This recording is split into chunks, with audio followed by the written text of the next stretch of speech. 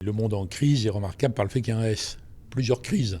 Donc je soulignerai le fait que la façon dont le monde a évolué depuis notamment la fin de l'Union soviétique, donc depuis le début des années 90, n'a pas tellement de rapport avec ce que les Occidentaux ont cru ou espéré.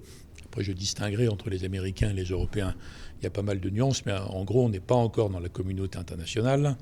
La mondialisation n'a pas été heureuse pour tout le monde. Le compte à rebours écologique est maintenant ressenti et on ne peut pas ne pas s'en occuper sérieusement. Ça ne concerne pas d'ailleurs que le climat. L'Europe n'est pas devenue une France en plus grand, je dis ça pour les Français, et ni non plus un lieu de concorde et de convergence parce qu'elle est tiraillée dans tous les sens.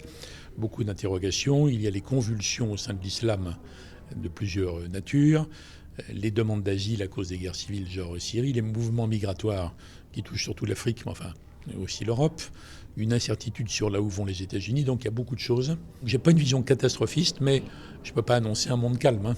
Pour ceux qui font du bateau, ça veut dire force 5-6 tout le temps.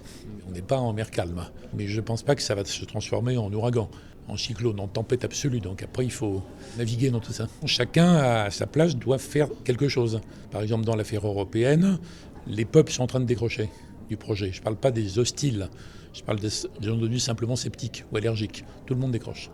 Donc il y a une réponse à apporter. En matière de crise aussi, et quelque chose en ce moment qui fait beaucoup de bruit, c'est le terrorisme. Le terrorisme est en gros lié à l'islam, même s'il y a des cas particuliers pour des questions psychiatriques, vous voyez. Mais enfin, c'est quand même lié à ça. Donc il y a la dimension policière, la dimension militaire, la dimension économique, mais aussi la dimension religieuse. Mais ça, ce n'est pas les gouvernements d'Europe qui peuvent répondre à une évolution et à ce qui se passe en Afghanistan, ou Nigeria ou Indonésie. Donc il faut faire converger toutes ces réponses.